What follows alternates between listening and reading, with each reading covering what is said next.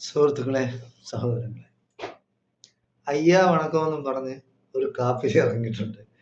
അവൻ ഏത് നാട്ടുകാരനാണ്, എന്താണ് എന്നൊന്നും നമുക്കറിഞ്ഞില്ല. പക്ഷെ എന്തായാലും ശരി, അവനെ കണ്ടിട്ട് അവൻ പറയുന്നത് പുതിയതായിട്ടുള്ള ഇതാണ്. അവൻ സംഗീത 1ാം ക്ലാസ് പിന്നെ ആത്മസുഹൃത്താണ്. സംഗി എന്തൊക്കെ പറയുന്നു അതെല്ലാം പറയും. അവൻ മനസ്സിലാക്കാനുള്ളത് അവനെ പോലുള്ളവർക്ക് പിന്നെ അവൻ വേടനെ കുറ്റം പറയുന്നുണ്ട്. വേടന്റെ സമുദായത്തിലോ അല്ലതിലോ പെട്ടതാണ് അവനെ കാണുമ്പോൾ തന്നെ അറിയാതെ. പക്ഷേ വേടനൊക്കെ എന്ന് പറയുന്നത് അന്തസ്സും അഭിമാനമുള്ള തന്തയ്ക്ക് ജനിച്ചവന്മാരാണ്. യവൻ അയ്യാ വണക്കം എന്ന് പറയുന്നവന് ആരാണ് അവന്റെ തന്തയെന്ന് അറിയൂടാ.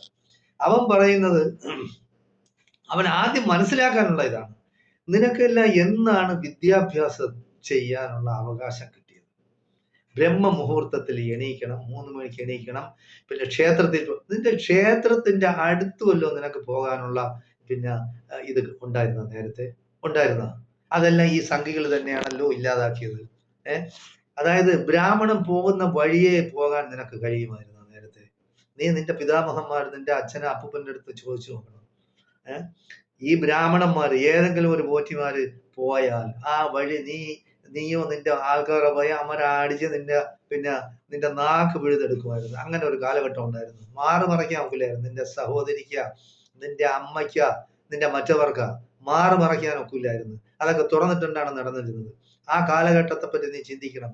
ഇന്നിപ്പോ വന്നിരുന്ന നരേന്ദ്രമോദി, അമിത്ഷായും കുറെ സംഘികളും പിന്നെ ചലയ്ക്കുമ്പോഴത്തേക്ക് നീയൊക്കെ അതിന്റെ കൂടെ നിന്ന് സപ്പോർട്ട് ചെയ്യുന്നു. നിനക്കൊക്കെ അവകാശങ്ങൾ വാങ്ങിച്ചു തന്ന ഒരു വിഭാഗവും പാർട്ടികളും ഇവിടെ ഉണ്ടായിരുന്നു, രാഷ്ട്രീയ പാർട്ടികൾ. അന്നൊന്നും സംഖ്യകളില്ലായിരുന്നു നിനക്കൊന്നും. അതൊക്കെ മനസ്സിലാക്കണം. നീ അത് പിന്നെ മറന്നുകൊണ്ടാണ് നീ ഇപ്പൊ സംസാരിക്കുന്നതും നീ സംഖ്യകളുടെ പിന്നെ കുഴലൂത്തുകാരനായിട്ട് നീ ജീവിക്കുന്നത്. നിനക്ക് എന്തെങ്കിലും നക്കുന്നുണ്ടെങ്കിൽ കിട്ടും. നീ ഇപ്പൊ വീണ്ടും പോയിരിക്കുകയാണ്.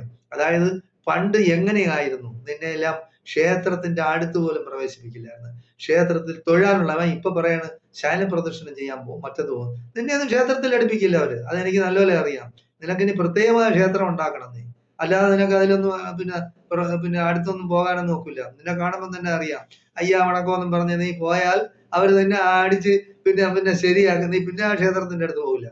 നിനക്കൊക്കെ വിദ്യാഭ്യാസത്തിന് സൗകര്യം ചെയ്തു തരികയും ആ അവകാശത്തെ പുനഃസ്ഥാപിക്കുകയും ഒക്കെ ചെയ്ത ഇവിടെയുള്ള വിപ്ലവകാരികളും ഇവിടെ മാറ്റത്തിന് വേണ്ടി ശ്രമിച്ചവരും അവരെയൊക്കെ നീ മറന്നാണ് ഇപ്പൊ സംഖ്യകളുടെ ബേക്കിൽ നീ പോകുന്നത്.